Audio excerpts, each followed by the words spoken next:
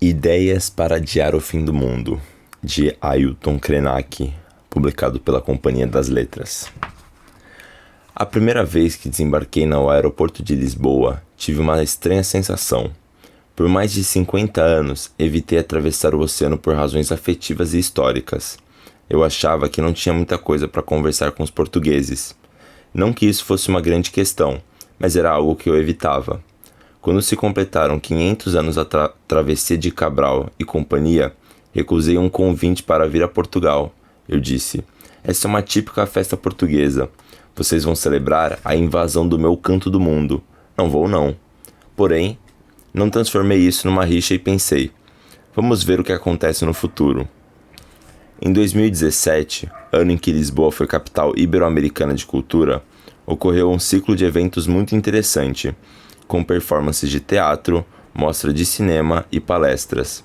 De novo, fui convidado a participar e, dessa vez, nosso amigo Eduardo Viveiros de Castro faria uma conferência no Teatro Maria Matos, chamada Os Involuntários da Pátria. Então pensei, esse assunto me interessa, vou também. No dia seguinte, ao da fala de Eduardo, tive a oportunidade de encontrar muita gente que se interessou pela estreia do documentário Ailton Krenak, O Sonho da Pedra, dirigido por Marco Altberg. O filme é uma boa introdução ao tema que quero tratar. Como que, ao longo dos últimos 2.000 ou 3.000 anos, nós construímos a ideia da humanidade? Será que ela não está na base de muitas das escolhas erradas que fizemos, justificando o uso da violência? A ideia de que os brancos europeus podiam sair colonizando o resto do mundo estava sustentada na premissa de que havia uma humanidade esclarecida que precisava ir ao encontro da humanidade obscurecida, trazendo-a para essa luz incrível. Esse chamado para o seio da civilização sempre foi justificado pela noção de que existe um jeito de estar aqui na Terra, uma certa verdade, ou uma concepção de verdade que guiou muitas das escolhas feitas em diferentes períodos da história. Agora, no começo do século XXI, algumas colaborações entre pensadores, com visões distintas originadas em diferentes culturas, possibilitam uma crítica dessa ideia. Somos mesmo uma humanidade? Pensamos nas nossas instituições mais bem consolidadas, como universidades ou organismos multilaterais, que surgiram no século XX. Banco Mundial, Organização dos Estados Americanos, Organização das Nações Unidas, Organização das Nações Unidas para a Educação, a Ciência e a Cultura.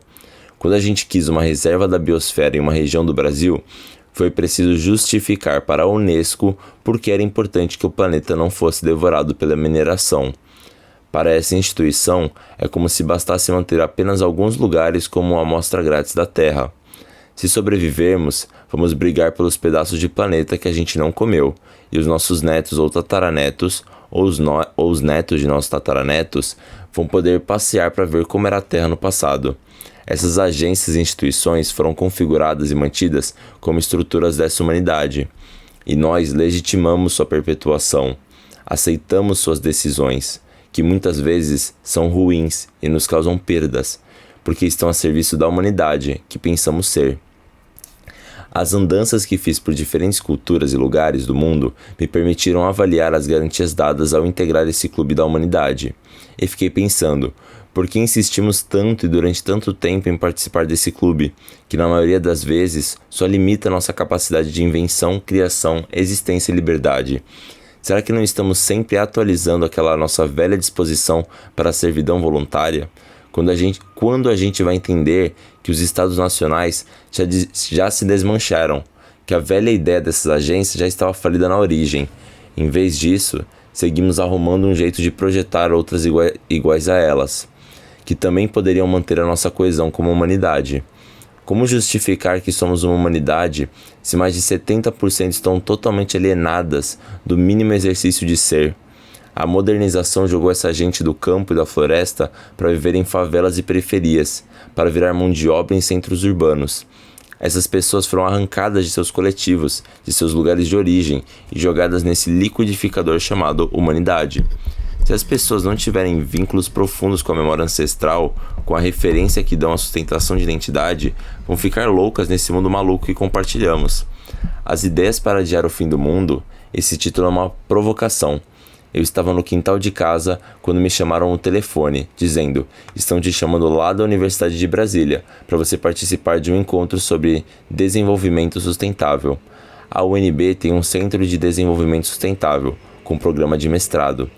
Eu fiquei muito feliz com o convite e aceitei. Então me disseram: você precisa dar um título à sua palestra. Eu estava tão envolvido com as minhas atividades no quintal que respondi: ideias para adiar o fim do mundo. A pessoa levou a sério e colocou isso no programa. Depois de uns 3 meses me ligaram: é amanhã. Você está com a sua passagem de avião para Brasília? Amanhã? Amanhã você vai fazer aquela palestra sobre as ideias para adiar o fim do mundo.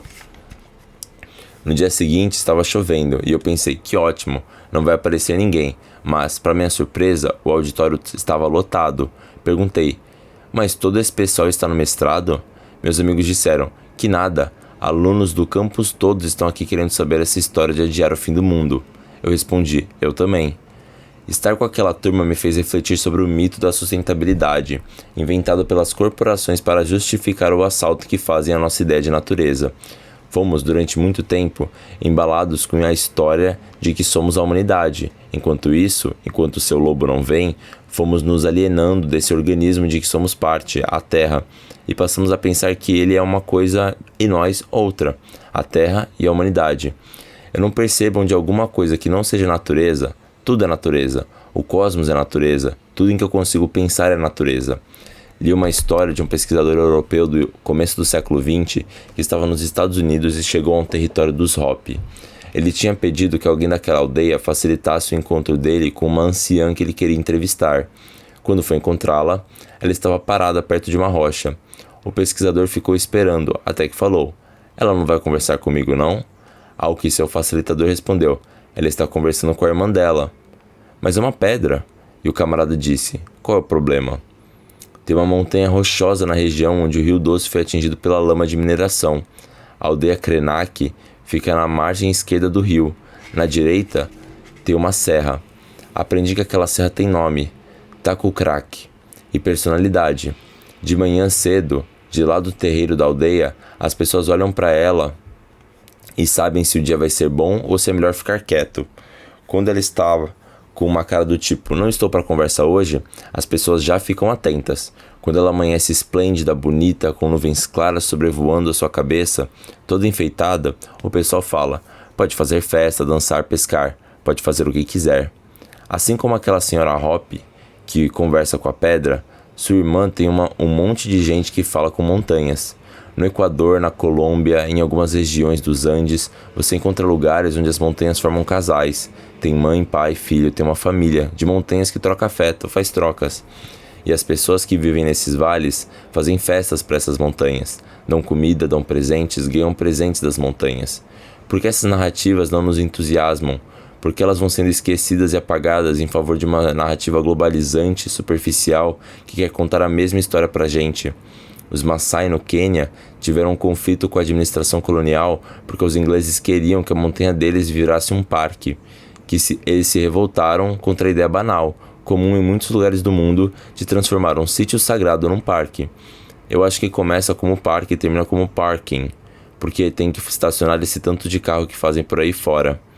É um abuso do que chamam de razão. Enquanto a humanidade está se distanciando do seu lugar, um monte de corporações espertalhonas vai tomando conta da Terra. Nós, a humanidade, vamos viver em ambientes artificiais produzidos pelas mesmas corporações que devoram florestas, montanhas e rios. Eles inventam kits super interessantes para nos manter nesse local, alienados de tudo, e se possível, tomando muito remédio. Porque, afinal, é preciso fazer alguma coisa com o que sobra do lixo que produzem, e eles vão fazer remédio e um monte de parafernálias para nos entreter. Para que não fiquem pensando que estou inventando mais um mito, o do monstro corporativo, ele tem nome, endereço e até conta bancária. E que conta? São os donos da grana do planeta, e ganham mais a cada minuto, espalhando shoppings pelo mundo. Espalham quase com o mesmo modelo de progresso que somos incentivados a entender como bem-estar no mundo todo. Os grandes centros, as grandes metrópoles do mundo, são uma reprodução uns dos outros. Se você não for para Tóquio, Berlim, Nova York, Lisboa ou São Paulo, verá o mesmo entusiasmo em fazer torres incríveis, elevadores espiroquetas, veículos espaciais. Parece que você está numa viagem com Flash Gordon. Enquanto isso, a humanidade vai sendo descolada de uma maneira tão absoluta desse organismo que é a Terra. Os únicos núcleos que ainda consideram que precisam ficar agarrados nessa Terra são aqueles que ficaram meio esquecidos pelas bordas do planeta, nas margens dos rios, nas beiras dos oceanos, na África, na Ásia ou na América Latina. São caiçaras, índios, quilombolas, aborígenes, a subhumanidade. Porque tem uma humanidade, vamos dizer, bacana, e tem uma camada mais bruta, rústica, orgânica, uma subhumanidade, uma gente que fica agarrada na terra. Parece que eles querem comer terra, mamar na terra, dormir deitados sobre a terra, envoltos na terra. A organicidade dessa gente é uma coisa que incomoda. Tanto que as corporações têm criado cada vez mais mecanismos para separar esses filhotes da terra de sua mãe. Vamos separar esse negócio aí, gente. Gente, terra é essa bagunça. É melhor colocar um trator, um extrator de terra. Gente não. Gente é uma confusão. E, principalmente, gente não está treinada para dominar esse recurso natural que é a terra. Recurso natural para quem? Desenvolvimento sustentável para quê? O que é preciso sustentar? A ideia de nós, os humanos, nos descolarmos da terra, vivendo numa abstração civilizatória, é absurda. Ela suprime a diversidade, nega a pluralidade das formas de vida, da existência e de hábitos, oferece o mesmo cardápio, o mesmo figurino e, se possível, a mesma língua para todo mundo. Para a Unesco, 2019 é o Ano Internacional das Línguas Indígenas. Todos nós sabemos que a cada ano ou a cada semestre, uma dessas línguas maternas, um desses idiomas originais de pequenos grupos que estão na periferia da humanidade, é deletada. Sobram algumas, de preferência aquelas que interessam às corporações para administrar a coisa toda, o desenvolvimento sustentável. O que é feito de nossos rios, nossas florestas, nossas paisagens?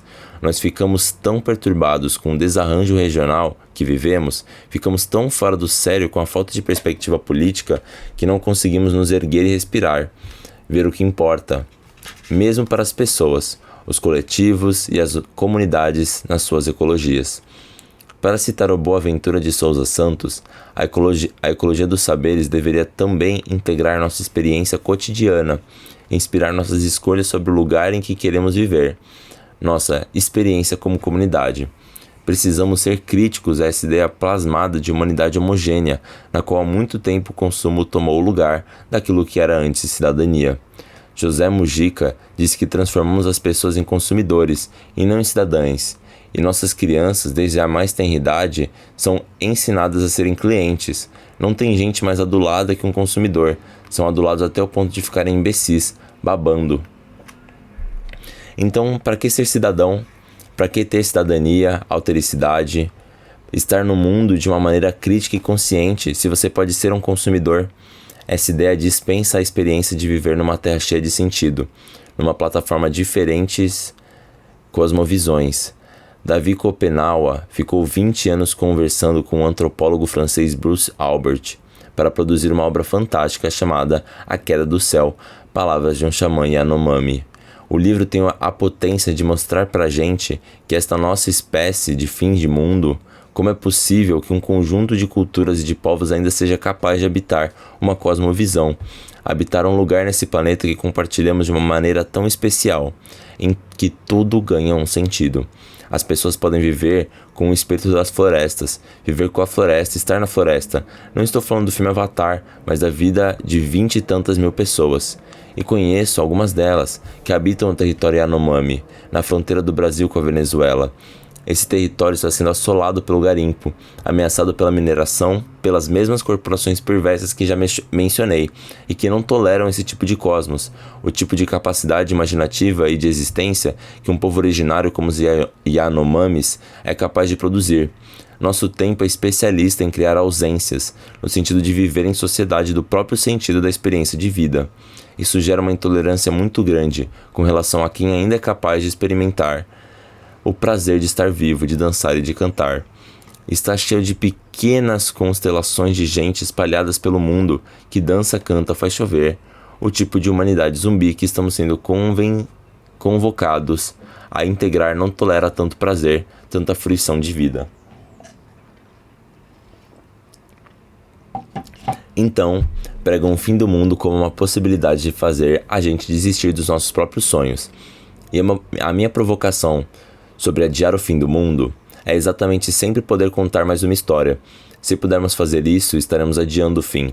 É importante viver a experiência da nossa própria circulação pelo mundo, não como uma metáfora, mas como fricção, poder contar uns com os outros, poder ter um encontro como este aqui em Portugal e ter uma audiência tão essencial como vocês é um presente para mim.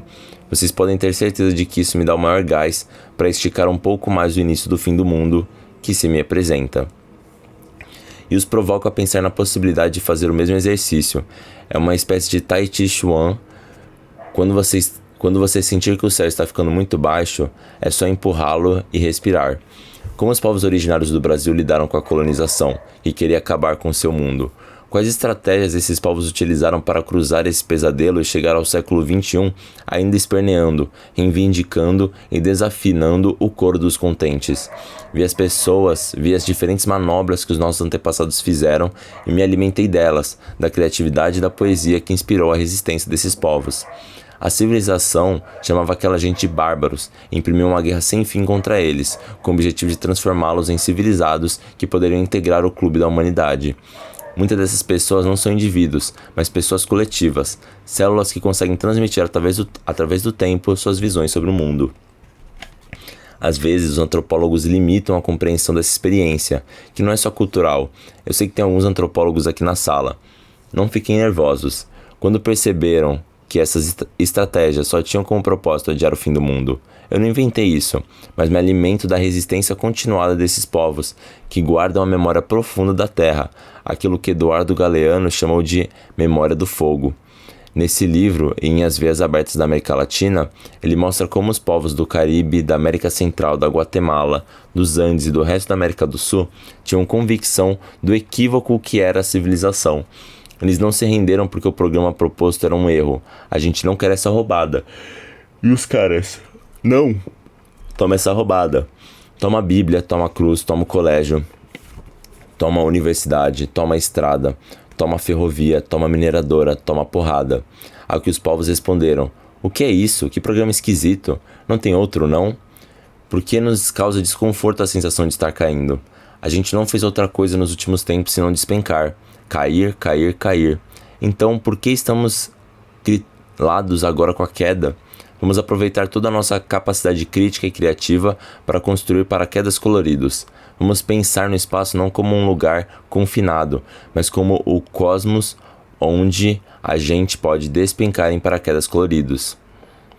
Há centenas de narrativas de povos que estão vivos, contam histórias, cantam, viajam, conversam e nos ensinam mais do que aprendemos nessa humanidade. Nós não somos as únicas pessoas interessantes no mundo, somos parte do todo. Isso talvez tire um pouco da vaidade dessa humanidade que nós pensamos ser, além de diminuir a falta de reverência que temos o tempo todo com as outras companhias que fazem essa viagem cósmica com a gente. Em 2018, quando estávamos na iminência de ser assaltados por uma situação nova no Brasil, me perguntaram como os índios vão fazer diante disso tudo. Eu falei, tem 500 anos que os índios estão resistindo. Eu estou preocupado com os brancos. Como que vão fazer para escapar dessa? A gente resistiu expandindo a nossa subjetividade, não aceitando essa ideia de que nós somos todos iguais. Ainda existem aproximadamente 250 etnias que querem ser diferentes umas das outras no Brasil, que falam mais de 150 línguas e dialetos. Nosso amigo Eduardo Viveiros de Castro gosta de provocar as pessoas com perspectivismo amazônico, chamando a atenção exatamente para isso. Os humanos não são os únicos seres interessantes e que têm uma perspectiva sobre a existência, muitos outros também têm. Cantar, dançar e viver a experiência mágica de suspender o céu é comum em muitas tradições. Suspender o céu é ampliar o nosso horizonte, não um horizonte prospectivo, mas um existencial. É enriquecer as nossas subjetividades, que é a matéria que este tempo que nós vivemos quer consumir. Se existe uma ânsia por consumir a natureza, existe uma por consumir subjetividades, as nossas subjetividades. Então vamos vivê-las com a liberdade que formos capazes de inventar, não botar ela no mercado, já que a natureza está sendo assaltada de uma maneira tão indefensável. Vamos pelo menos ser capazes de manter nossas subjetividades, nossas visões, nossas poéticas sobre a existência. Definitivamente não somos iguais, e é maravilhoso saber que cada um de nós está aqui é diferente do outro, como constelações. O fato de podermos compartilhar esse espaço, de estarmos juntos viajando, não significa que somos iguais, significa exatamente que somos capazes de atrair uns aos outros pelas nossas diferenças, que deveriam guiar o nosso roteiro de vida. Ter diversidade? Não isso de uma humanidade com o mesmo protocolo, porque isso até agora foi só uma maneira de homogeneizar e tirar nossa alegria de estar vivo. Parte 2. O sonho e a terra. Desde o Nordeste até o leste de Minas Gerais, onde fica o Rio Doce e a reserva indígena das famílias Krenak, e também na Amazônia, na fronteira do Brasil, com o Peru e a Bolívia, no Alto Rio Negro, em todos esses lugares as nossas famílias estão passando por um momento de tensão nas relações políticas entre o Estado brasileiro e as sociedades indígenas. Essa tensão não é de agora, mas se agravou com as recentes mudanças políticas introduzidas na vida do povo brasileiro, que estão atingindo de forma intensa centenas de comunidades indígenas que nas últimas décadas vêm insistindo para que o governo cumpra seu dever constitucional de assegurar os direitos desses grupos nos seus locais de origem, identificados nos arranjos jurídicos do país como terras indígenas. Não sei se todos conhecem as terminologias referentes à relação dos povos indígenas com os lugares onde vivem, as atribuições que o Estado brasileiro tem dado a esses territórios ao longo de nossa história.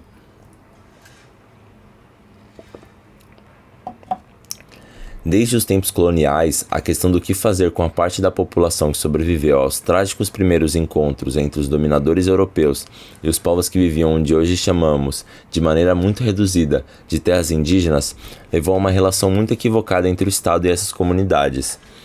É claro que durante esses anos nós deixamos de ser colônia para constituir o Estado brasileiro e entramos no século XXI, quando a maior parte das previsões apostava que as populações indígenas não sobreviveriam à ocupação do território, pelo menos não mantendo formas próprias de organização, capazes de gerir suas vidas. Isso porque a máquina estatal atua para desfazer as formas de organização das nossas sociedades, buscando uma integração entre essas populações e o conjunto da sociedade brasileira.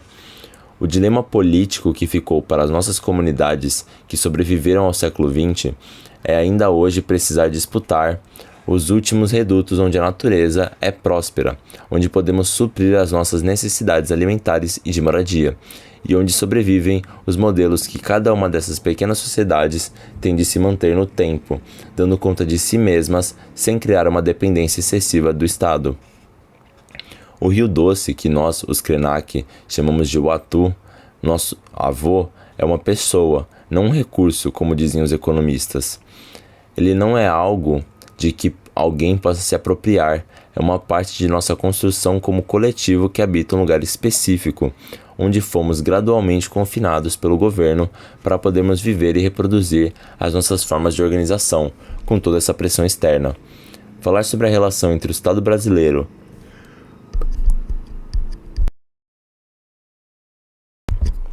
e as sociedades indígenas, a partir do exemplo do povo Krenak, surgiu como uma inspiração para contar a quem não sabe o que acontece hoje no Brasil com essas comunidades, estimadas em cerca de 250 povos e aproximadamente 900 mil pessoas. População menor do que a de grandes cidades brasileiras. O que está na base da história do nosso país, que continua a ser incapaz de acolher os seus habitantes originais, sempre recorrendo a práticas desumanas para promover mudanças em formas de vida que essas populações conseguiriam manter por muito tempo. Mesmo sob o ataque feroz das forças coloniais, que até hoje sobrevivem na mentalidade cotidiana de muitos brasileiros, a ideia de que os índios deveriam estar contribuindo para o sucesso de um projeto de exaustão da natureza. O Uatu, esse rio que sustentou nossa vida às margens do Rio Doce, entre Minas Gerais e o Espírito Santo, numa extensão de 600 quilômetros, está coberto por um material tóxico que desceu de uma barragem de contenção de resíduos e que nos deixou órfãos e acompanhando o rio em coma. Faz 1 ano e meio que esse crime, que não pode ser chamado de acidente, atingiu as nossas vidas de maneira radical, nos colocando na real condição de um mundo que acabou. Nesse encontro, estamos tentando abordar o impacto que nós, humanos, causamos nesse organismo vivo que é a Terra, que em algumas culturas continua sendo reconhecida como nossa mãe e provedora em amplos sentidos, não só na dimensão da subsistência e na manutenção das nossas vidas, mas também na dimensão transcendente que dá sentido à nossa existência.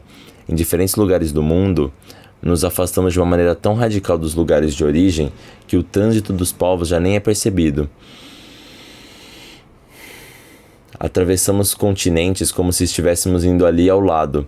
Se é certo que o desenvolvimento de tecnologias eficazes nos permite viajar de um lugar para o outro, que as comodidades tornaram fácil a nossa movimentação pelo planeta, também é certo que essa facilidade são acompanhadas por uma perda no sentido dos nossos deslocamentos. Sentimos-nos como se estivéssemos soltos num cosmo vazio de sentido e desresponsabilizados de uma ética que possa ser compartilhada, mas sentimos o peso dessa escolha sobre as nossas vidas. Somos alertados a todo tempo para as consequências dessas escolhas recentes que fizemos, e se pudermos dar atenção a alguma visão que escape a essa cegueira que estamos vivendo no mundo todo, talvez ela possa abrir a nossa mente para alguma cooperação entre os povos, não para salvar os outros, mas para salvar a nós mesmos. Há 30 anos, a ampla rede de relações em que me integrei para levar ao conhecimento de outros povos, de outros governos, as realidades que nós vivíamos no Brasil, teve como objetivo ativar as redes de solidariedade com os povos nativos. O que aprendi ao longo dessas décadas é que todos precisam despertar, porque se durante um tempo éramos nós, os povos indígenas, que estávamos ameaçados de ruptura ou da extinção no sentido de nossas vidas, hoje estamos todos diante da iminência de a Terra não suportar a nossa demanda. Como disse o pajé Yanomami Davi Kopenawa, o mundo acredita que tudo é mercadoria, a ponto de projetar nela tudo que somos capazes de experimentar. A experiência das pessoas em diferentes lugares do mundo se projeta na mercadoria, significando que ela é tudo que está fora de nós. Essa tragédia que agora atinge a todos é adiada em alguns lugares, em algumas situações regionais nas quais a política, o poder político, a escolha política compõem espaços de segurança temporária em que as comunidades, mesmo quando já esvaziadas do verdadeiro sentido de compartilhamento do espaço, ainda são, digamos, protegidas por um aparato que depende cada vez mais da exaustão das florestas, dos rios, das montanhas, nos colocando num dilema em que parece que a única possibilidade para que comunidades humanas continuem a existir é a custa da exaustão de todas as outras partes da vida. A conclusão ou compreensão de que estamos vivendo uma era que pode ser identificada como antropoceno deveria soar como alarmante para as nossas cabeças, porque se nós imprimimos um planeta Terra uma marca tão pesada que até caracteriza uma era que pode permanecer mesmo depois que já não estamos mais aqui, pois estamos exaurindo as fontes de vida que nos possibilitam prosperar e sentir que estávamos em casa, sentir até, em alguns períodos, que tínhamos uma casa comum que podia ser cuidada por todos. É por estarmos mais uma vez diante do dilema que já aludi, excluímos da vida, localmente, as formas de organização que não estão integradas ao mundo da mercadoria, pondo em risco todas as outras formas de viver, pelo menos as que fomos animados a pensar como possíveis, em que havia corresponsabilidade com os lugares onde vivemos e o respeito pelo direito à vida dos seres, e não só dessa abstração que nos permitimos constituir como uma humanidade, que exclui todas as outras e todos os outros seres. Essa humanidade que não reconhece que aquele rio que está em coma é também o nosso avô, que a montanha exploradora em algum lugar da África ou da América do Sul e transformada em mercadoria em algum outro lugar é também o avô, a avó, a mãe, o irmão de alguma constelação de seres que querem continuar compartilhando a vida nesta casa comum que chamamos de Terra. O nome Krenak é constituído por dois termos. Um é a primeira partícula, Kre, que significa cabeça. A outra, Nak, significa terra. Krenak é a herança que recebemos dos nossos antepassados, das nossas memórias de origem que nos identifica como cabeça de terra, como uma humanidade que não consegue se conceber sem essa conexão, sem essa profunda comunhão com a terra. Não a terra como um sítio, mas como esse lugar em que todos compartilhamos e do qual nós, os Krenak, nos sentimos cada vez mais desraigados. Desse lugar que para nós sempre foi sagrado, mas que percebemos que nossos vizinhos têm quase vergonha de admitir que pode ser visto assim. Quando nós falamos que o nosso rio é sagrado, as pessoas dizem, isso é algum folclore deles. Quando dizemos que a montanha está mostrando que vai chover e que esse dia vai ser um dia próspero, um dia bom, eles dizem, não, uma montanha não fala nada.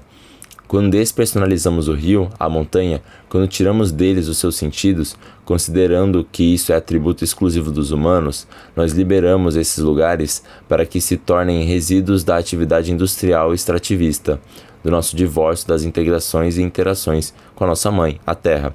Resulta que ela está nos deixando órfãos, não só aos que, em diferente graduação, são chamados de índios, indígenas ou povos indígenas, mas a todos. Tomara que estes encontros criativos que ainda estamos tendo a oportunidade de manter animem a nossa prática, a nossa ação, e nos deem coragem para sair de uma atitude de negação da vida para um compromisso com a vida, em qualquer lugar, superando as nossas incapacidades de estender a visão a lugares para além daqueles a que estamos apegados e onde vivemos, assim como as formas de sociabilidade e de organização de que uma parte dessa comunidade humana está excluída, que em última instância gastam toda a força da terra para suprir a sua demanda de mercadorias, segurança e consumo. Como reconhecer um lugar de contato entre esses mundos, que têm tanta origem comum, mas que se deslocaram a ponto de termos hoje, num extremo, gente que precisa viver de um rio e no outro, gente que consome rios como recurso. A respeito dessa ideia de recurso, que se atribui a uma montanha, a um rio, a uma floresta, em que lugar podemos descobrir um contato entre as nossas visões que nos tire esse estado de não reconhecimento uns dos outros? Quando eu sugeri que falaria do sonho e da terra, eu quero comunicar a vocês um lugar, uma prática que é percebida em diferentes culturas, em diferentes povos, de reconhecer essa instituição do sonho não como experiência cotidiana de dormir e sonhar, mas como exercício disciplinado de buscar no sonho as orientações para as nossas escolhas do dia a dia. Para algumas pessoas, a ideia de sonhar é abdicar da realidade, é renunciar ao sentido prático da vida. Porém, também podemos encontrar quem não veria sentido na vida se não fosse informado por sonhos, nos quais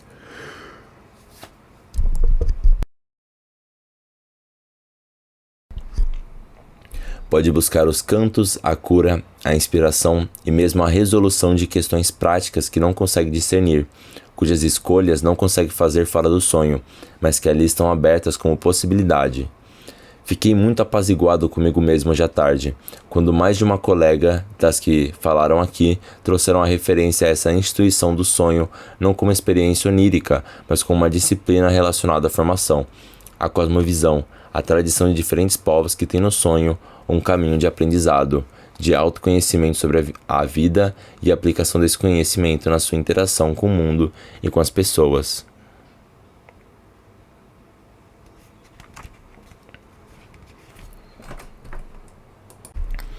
Parte 3. A humanidade que pensamos ser. Talvez estejamos muito condicionados a uma ideia de ser humano e a um tipo de existência. Se a gente desestabilizar esse padrão, talvez a nossa mente sofra uma espécie de ruptura, como se caíssemos num abismo. Quem disse que a gente não pode cair? Quem disse que a gente já não caiu? Houve um tempo em que o planeta chamado Terra juntava os continentes todos numa grande Pangeia. Se olhássemos lá de cima do céu, tiraríamos uma fotografia completamente diferente do globo. Quem sabe se, quando o astronauta Yuri Gagarin disse "a Terra é azul", ele não fez um retrato ideal daquele momento para essa humanidade que nós pensamos ser. Ele olhou com o nosso olho, viu o que a gente queria ver. Existe muita coisa que se aproxima mais daquilo que pretendemos ver do que se podia constatar se juntássemos as duas imagens. A que você pensa e a que você já tem. Se já houve outras configurações da Terra, inclusive sem a gente aqui, por que é que nos apegamos tanto a esse retrato com a gente aqui? O antropoceno tem um sentido incisivo sobre a nossa existência, a nossa experiência comum, a ideia de que o humano, o nosso apego a uma ideia fixa de paisagem de terra e de humanidade, é a marca mais profunda do antropoceno. Essa configuração mental é mais do que uma ideologia, é uma construção do imaginário coletivo. Várias gerações se sucedendo, camadas de desejos, projeções, visões, períodos inteiros de ciclos de vida dos nossos ancestrais que herdamos e fomos burilando, retocando, até chegar à imagem com a qual nos sentimos identificados. É como se tivéssemos feito um Photoshop da memória coletiva planetária, entre a tripulação e a nave, onde a nave se cola ao organismo da tripulação e fica parecendo uma coisa indissociável. É como parar numa memória confortável, agradável, de nós próprios. Por exemplo, mamando no colo da nossa mãe. Uma mãe farta, próspera, amorosa, carinhosa, nos alimentando forever. Um dia, ela se move e vira o peito na nossa boca. Aí a gente dá uma babada, olha em volta, reclama porque não está vendo o seio da mãe. Não está vendo aquele organismo materno alimentando toda a nossa gana de vida. E a gente começa a estremecer, achar que aquilo não é mesmo o melhor dos mundos, que o mundo está acabando e a gente vai cair em algum lugar. Mas a gente não vai cair em lugar nenhum. De repente, o que a mãe fez foi dar uma viradinha para pegar um sol, mas como estávamos tão acostumados, a gente só quer mamar. O fim do mundo talvez seja uma breve interrupção de um estado de prazer extasiante que a gente não quer perder. Parece que todos os artifícios que foram buscados pelos nossos ancestrais e por nós têm a ver com essa sensação. Quando se transfere isso para a mercadoria, para os objetos, para as coisas exteriores, se materializa no que a técnica desenvolveu, no aparato todo que se foi sobrepondo ao corpo da Mãe Terra. Todas as histórias antigas chamam a Terra de Mãe, Pátia Mãe, Gaia, uma deusa perfeita e infindável, fluxo de graça, beleza e fartura. Veja-se a imagem grega da deusa da prosperidade, que tem uma cornucópia que fica o tempo todo jorrando riqueza sobre o mundo. Noutras tradições, na China e na Índia, nas Américas, em todas as culturas mais antigas, a referência é de uma provedora maternal. Não tem nada a ver com a imagem masculina ou do pai. Todas as vezes que a imagem do pai rompe nessa paisagem é sempre para depredar, detonar e dominar.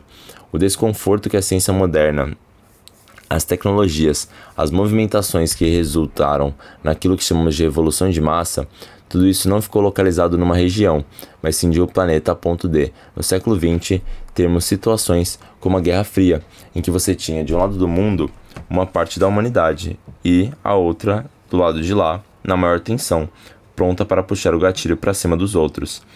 Não tem fim do mundo mais iminente do que quando você tem um mundo do lado de lá, do muro, e um mundo do lado de cá, ambos tentando adivinhar o que o outro está fazendo. Isso é um abismo, isso é uma queda. Então a pergunta a fazer seria, por que tanto medo assim de uma queda se a gente não fez nada nas outras era se não cair?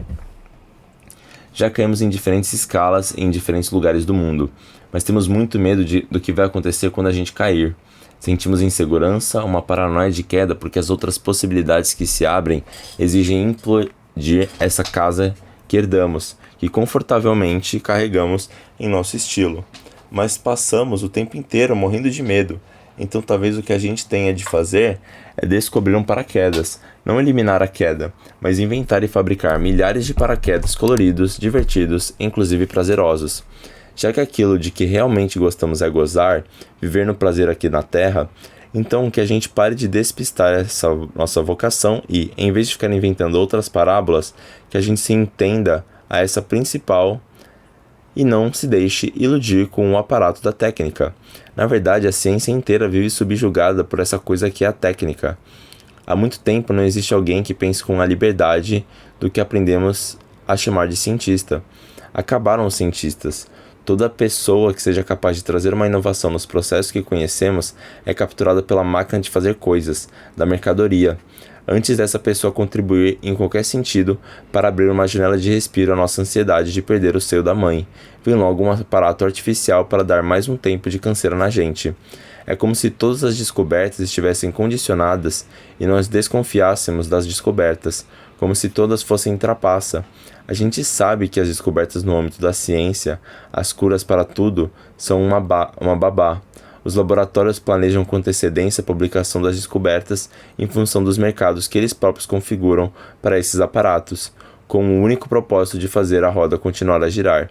Não uma roda que abre outros horizontes e acena para outros mundos no sentido prazeroso, mas para outros mundos que só reproduzem a nossa experiência de perda da liberdade, de perda daquilo que podemos chamar de inocência, no sentido de ser simplesmente bom, sem nenhum objetivo, gozar sem nenhum objetivo, mamar sem medo, sem culpa, sem nenhum objetivo. Nós vivemos num mundo em que você tem de explicar por que é que está mamando. Ele se tornou numa fábrica de consumir inocência e deve ser potencializado cada vez mais para não deixar nenhum lugar habitado por ela. De que lugar se projetam os paraquedas? Do lugar onde são possíveis as visões e o sonho. Um outro lugar que a gente pode habitar além dessa terra dura, o lugar do sonho. Não um sonho comumente referenciado de quando se está cochilando ou que a gente banaliza. Estou sonhando com o meu próximo emprego, com o próximo carro. Mas que é uma experiência transcendente na qual o casulo do humano implode, se abrindo para outras visões da vida não limitada. Talvez seja uma palavra para o que costumamos chamar de natureza. Não é nomeada porque só conseguimos nomear o que experimentamos. O sonho como experiência de pessoas iniciadas numa tradição para sonhar. Assim como quem vai para uma escola aprende uma prática, um conteúdo, uma meditação, uma dança, pode ser iniciado nessa instituição para seguir avançar num lugar do sonho. Alguns xamãs ou mágicos habitam esses lugares ou têm passagem por eles. São lugares com conexão com o mundo que partilhamos. Não é um mundo paralelo, mas que tem uma potência diferente.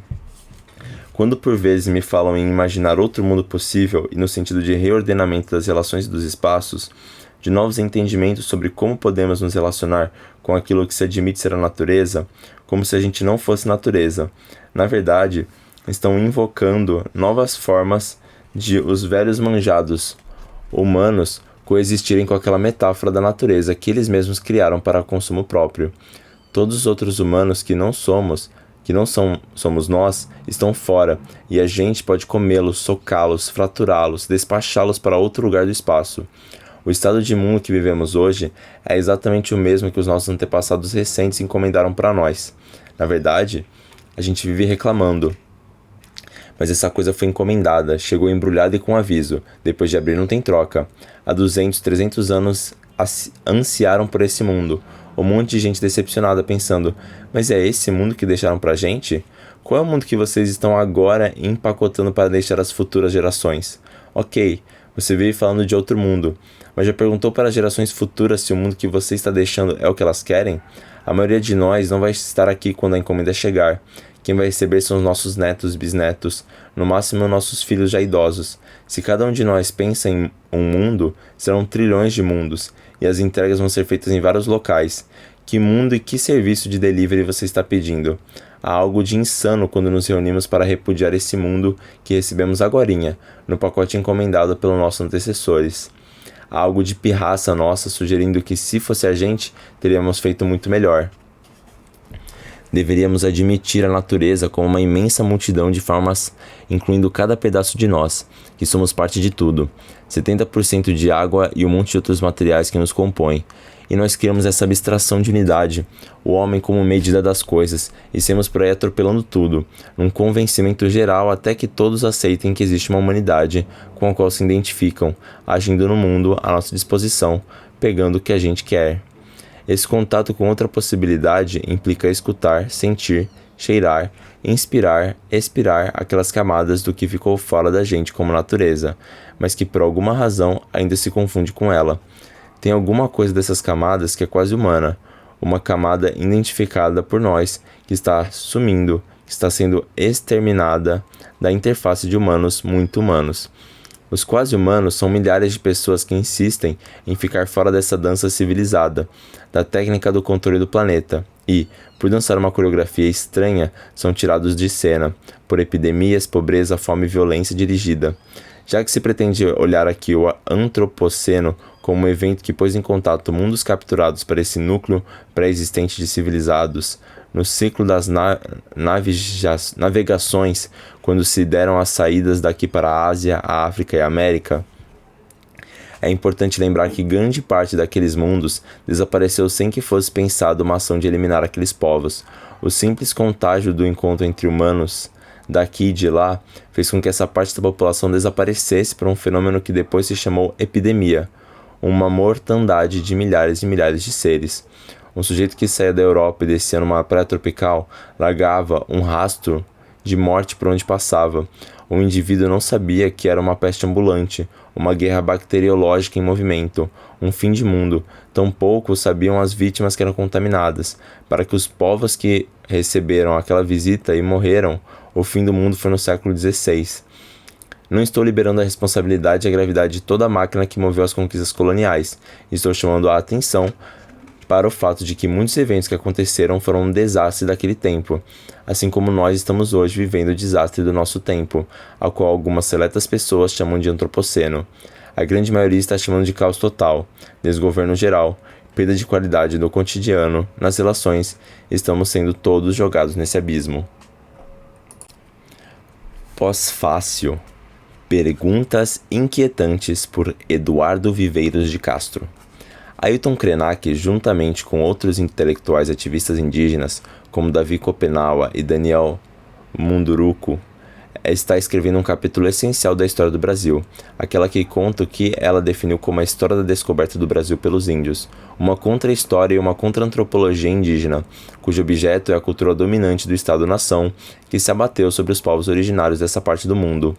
O tema de Krenak neste livro e em outros textos, quase sempre transcrições de palestras e entrevistas, pois seu modo preferido de expressão é a fala, entretanto passa pelo Brasil, mas vai muito além dele, reflete sobre os pressupostos antropológicos daquela civilização que se toma por carro-chefe da humanidade, e sobre os efeitos que ela está produzindo sobre as condições materiais e espirituais de existência de todos os povos, espécies que existem na Terra. A pergunta que Krenak dirige aos leitores desse livro é tão simples quanto importante. Somos mesmo uma humanidade? Ela é declinada com duas ênfases distintas. Somos mesmo uma humanidade, e não uma diversidade irredutível de modos de humanos de viver em sociedade? E somos mesmo uma humanidade, e não uma rede inextricável de interdependências do humano e do não humano? Enquanto procuramos uma resposta, nós nos perguntamos: quem é este nós da pergunta de Krenak? Quem são vocês que estão me lendo? Não seria essa a verdadeira pergunta do autor ao dizer nós? Com efeito, quem somos, enfim, nós? Nós relativamente a quem? Ao quê? A pergunta sobre a humanidade que nós pensamos ser, é uma pergunta sobre a relação, sobre as relações que nos constituem e que nos constituem como um nós essencialmente variável, em extensão como uma compreensão. Para alguns de nós, observa o autor, o nós inclui, entre outros, as pedras, as montanhas e os rios. Um dos pontos cruciais das ideias propostas por Ailton para resistir às ideias de que nos fazem combater pelo fim do mundo como se tratasse de nossa salvação, com a licença de La Boétie. É justamente a recusa que ele atribui aos povos indígenas do mundo inteiro em restringir a máxima kantiana sobre os meios e os fins àqueles que a humanidade que pensamos ser considera exclusivamente como pessoas, nós mesmos, as únicas naturezas racionais do mundo terrestre. O resto é recurso, isto é coisa. A distinção kantiana é o grande gesto de exclusão que constitui menos o mundo das pessoas que o mundo das coisas, aquilo que é mero meio, aquilo que é, precisamente, mercadoria. Como lembra Krenak, o etnônimo com que o povo Yanomami de Davi Kopenawa se refere aos brancos é povo da mercadoria, aquelas pessoas que se definem pelas coisas, o povo que transformou seus meios em fins. Mas por que todas essas perguntas? A resposta, obviamente, está no título do livro, Para Adiar o Fim do Mundo, que se desenha em nosso horizonte temporal próximo. Esse fim que é preciso adiar assinala a falência de uma certa ideia de humanidade, uma ideia, um projeto que, ao ter posto a desvalorização metafísica do mundo como sua própria condição de possibilidade, transformou os portadores dessa ideia em agentes de destruição física deste mesmo mundo e de incontáveis mundos e de espécies. Tal ideia de humanidade, ao mesmo tempo em que apoia sobre uma distinção literalmente fundamental entre os humanos e os demais existentes terrestres, remete para uma sub-humanidade aqueles povos que sempre recusaram tal distinção, relegando-os para as margens da cidade da cultura, as marcas longínquas onde o humano se perde na selva oscura da natureza. Cabe então a essas outras formas de vida, aquelas que são inseparadas da Terra Gaia, que é a origem e condição de todos os mundos humanos possíveis, formas, portanto, fundadas em outras ideias de humanidade, mostrar como é possível adiar um fim que a forma de vida dominante se empenha em apressar ao acreditar que pode forçar a Terra a coincidir com o mundo da sua humanidade. Adiar o fim do mundo é necessário porque, como sabemos, um outro fim do mundo é possível, o fim, por exemplo, daquele outro mundo suscitado pela negação deste mundo, o mundo sobre quem imaginamos estar construindo sobre as ruínas desse mundo. Assim, aqueles povos que fomos ensinados a ver como sobrevivências de nosso passado humano povos forçados a subviver no presente em meio às ruínas de seus mundos originários, se mostram inesperadamente como imagens de nosso próprio futuro.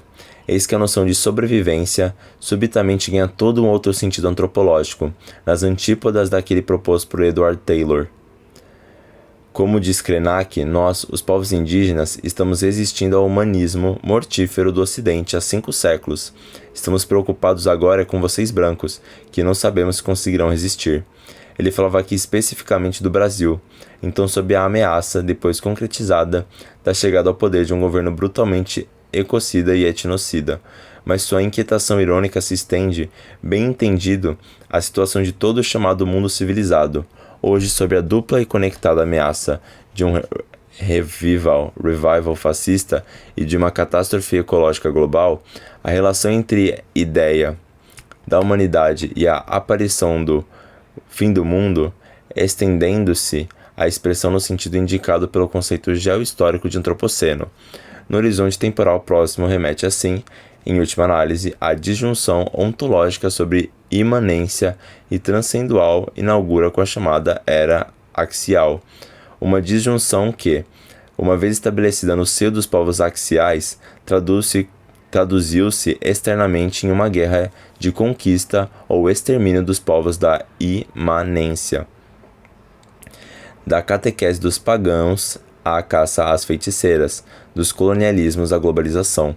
O império, já da transcendência, ao mesmo tempo frágil e agressivo, nunca hesitou em recorrer ao etnocídio, ao genocídio e ao ecocídio para estabelecer sua soberania universal. Adiar o fim do mundo para Ailton Krenak significa diferir a batalha final entre humanos que Bruno Latour chamou de humanos. Os arrogantes escravos do Império da Transcendência e os terranos, a multidão de povos humanos e não humanos, cuja mera existência é uma forma de resistência, povos que desempenham a função de barreira, de catechon, contra o avanço do deserto e o advento da abominação da desolação, para usarmos um vocabulário emprestado das hostes da transcendência, mas que presta, infelizmente, bastante bem para caracterizar a catástrofe que a civilização técnico-capitalista desencadeou. O fim do mundo, da vida, do planeta, do sistema solar, etc., como sabemos, é inevitável. Na frase célebre de Lévi-Strauss, o mundo começou sem o homem e terminará sem ele. Resta saber se teremos imaginação e força suficientes para adiar o fim dos nossos mundos, isso é, nosso próprio fim como espécie, pois no que concerne a nossa civilização, essa que se ergueu sobre a disjunção entre a iminência e transcendência, essa está, como tudo indica, com seus dias contados. Quem sabe estejamos todos no limiar de uma outra era axial.